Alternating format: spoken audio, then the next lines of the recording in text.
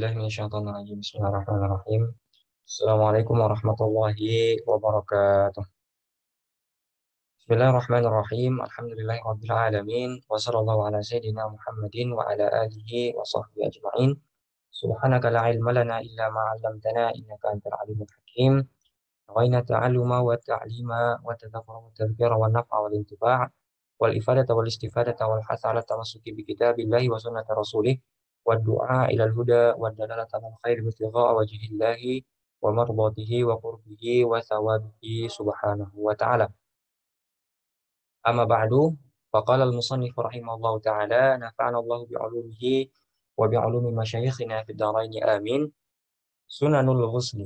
Sunanul ghusli kathiratun minha al-qiyamu wa istiqbalul qiblati wal wudu'u wat tasmiyatu wa ta'ahudul ma'atifi wad dalku wat tathlithu wa tartibu af'alihi bi an yaghsila al-kaffaini thumma al-farja wa ma hawalayhi thumma yatamadmada wa yastanshiqa thumma yatawadda'a thumma yata'ahhada al-ma'atifa thumma yufidha al-ma'a 'ala ar-ra'si thumma 'ala ma aqbala min asy-shiqqi al-aymani thumma 'ala ma adbara minhu thumma 'ala ma aqbala min asy-shiqqi al-aysari thumma 'ala ma adbara minhu.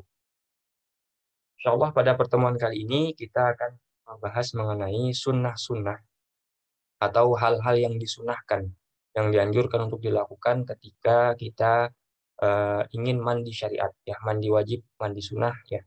Ketika hal ini diwajibkan atau disunahkan kepada kita. Nah, kalau kita lihat dari beberapa kitab-kitab para ulama, sebenarnya kita akan mendapatkan banyak hal yang sunnah ketika mandi ini, gitu ya. Jadi banyak sekali, tidak terbatas hanya beberapa saja. Jadi agak sulit kalau kita menghimpun seluruhnya. Artinya nanti kalau kita buka kitab lain, mungkin saja kita akan temukan sesuatu yang belum kita temukan di kitab yang lainnya, gitu. Atau di kitab yang satu tidak ada, tapi di kitab yang lain bisa kita temukan seperti itu. Tapi kalau kita klasifikasikan semuanya, kita bisa klasifikasikan menjadi tiga. Ada sunnah-sunnah mandi sebelum melaksanakan mandi itu sendiri. Ada sunnah-sunnah mandi ketika mandi sendiri. Dan ada sunnah-sunnah mandi setelah selesai dari mandi itu. Sebagaimana kita membagi tiga atau mengklasifikasikan juga menjadi tiga sunnah-sunnah wudhu. Seperti itu. Jadi nanti apa yang akan kita bahas di sini bisa jadi termasuk ke dalam sunnah sebelum mandi, sunnah ketika mandi, atau sunnah setelah mandi. Apa saja yang dimasukkan dalam kitab ini sebagai sunnah-sunnah mandi? Sunanul ghusli katsiratun. Sunnah-sunnah mandi itu banyak sekali. Minha. Nah, lafaz minha, ya, di sini di antaranya menunjukkan bahwasannya tidak hanya apa yang disebutkan oleh beliau ini yang merupakan sunnah-sunnah mandi. Artinya masih ada lagi yang merupakan sunnah-sunnah mandi yang belum termasukkan dalam kitab ini, seperti itu. Ya, apa saja itu? Al-qiyamu, ya, mandi dalam keadaan berdiri. Nah, ini berarti kita bisa masukkan ke dalam sunnah mandi ketika sedang melaksanakan mandi. Yang kedua, wastiqbalul qiblah, menghadap kiblat. Ya, jadi dianjurkan untuk mandi menghadap kiblat karena merupakan asyraful jihah, ya, arah yang paling mulia, seperti itu. Yang ketiga, al-wudu, ya. Kita dianjurkan untuk mandi sebelum dianjurkan untuk berwudu sebelum mandi. Jadi sebelum kita mandi, kita dianjurkan untuk wudu dulu, ya. Meskipun tidak ada yang menyebabkan kita untuk wudu misalkan, seperti itu, tetap dianjurkan untuk mandi. Tapi kalau ada yang menyebabkan, berarti kita berniat untuk mengangkat hadas kecil, seperti itu. Jadi dianjurkan untuk wudu dulu sebelum mandi, ya. Buat tasmiyah tuh berikutnya adalah membaca tasmiyah, ya. Ini termasuk di sini adalah ta'awuz dengan basmalah, ya. Basmalah di sini biniyati adzikir, ya, dengan niat zikir atau tanpa niat sama sekali. Karena kalau kita niatkan qiraah, artinya qiraatul Quran, karena kan membaca Al-Quran, ada basmalah itu bagian dari Al-Quran. Maka itu tidak boleh, karena kan orang yang dalam keadaan hadas besar, nanti kita akan bahas dalam pertemuan setelah ini, itu tidak boleh membaca Al-Quran biniyatil qiraah. Tapi kalau biniyatil dzikri itu boleh. Seperti itu. Makanya tasmiyah di sini biniyatil dzikri au bila niatin, tanpa niat sama sekali, yaitu mutlakon, niatnya mutlak, seperti itu, tanpa ada niat qiraah. Tapi kalau sengaja saya akan membaca Al-Quran, basmalah ini merupakan bagian Quran, saya membaca Al-Quran, maka itu tidak diperkenankan.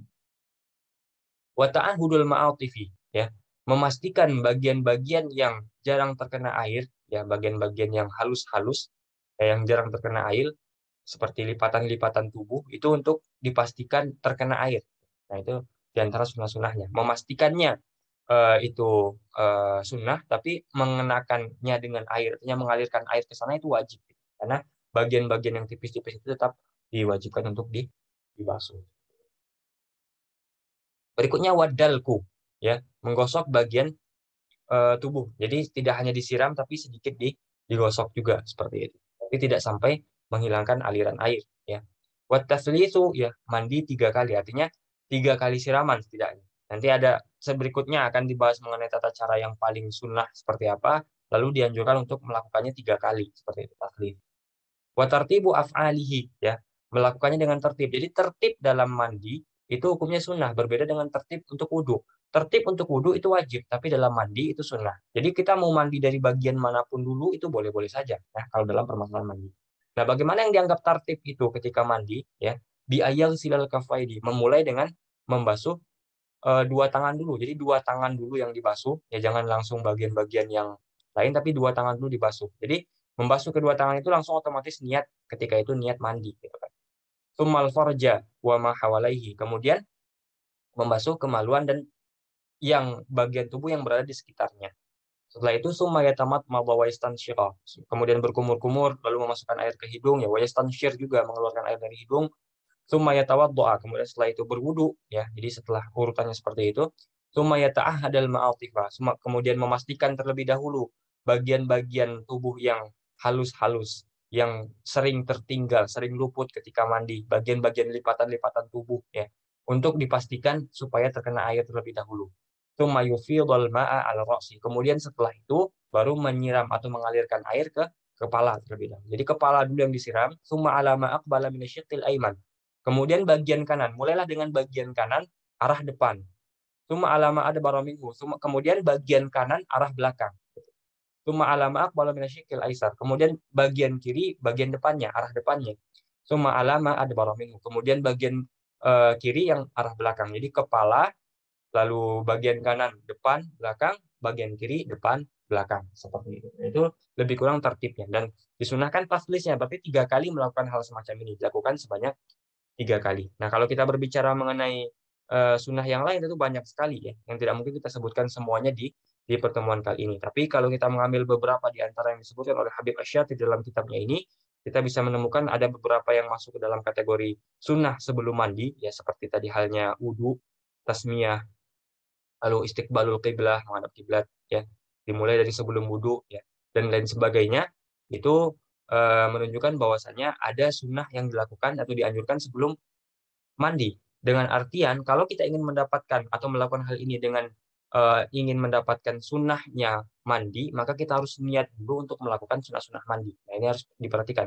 Ya, jadi kita niat dulu untuk melakukan sunnah-sunnah mandi, lalu setelah itu kita apa namanya, berkumur-kumur kah, lalu memasukkan air ke hidung kah, atau berwudu kah, lalu tasmiyah kah, dan sebagainya, kita dapat pahala sunnah-sunnah mandi. Baru setelah itu kita mandi dengan niat yang lain, yaitu niat untuk mengangkat hadas besar kah, atau niat mengangkat haid kah, dan lain sebagainya, seperti itu. Jadi ada 2 niat yang harus kita lakukan untuk mendapatkan pahala secara sempurna, seperti itu.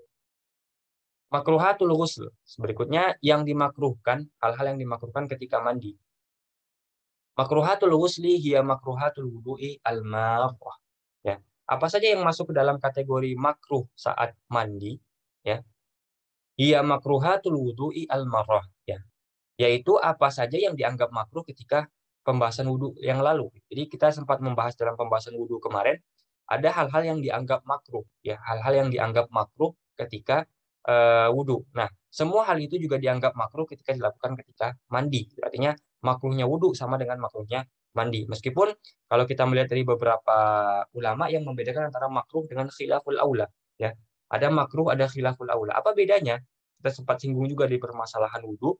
Kalau seandainya kita disunahkan melakukan ini, ya, lalu kita tinggalkan sunnah itu, nah, maka lawan dari meninggalkan, artinya meninggalkan yang sunnah itu bisa hukumnya makruh, bisa hukumnya khilaful aula.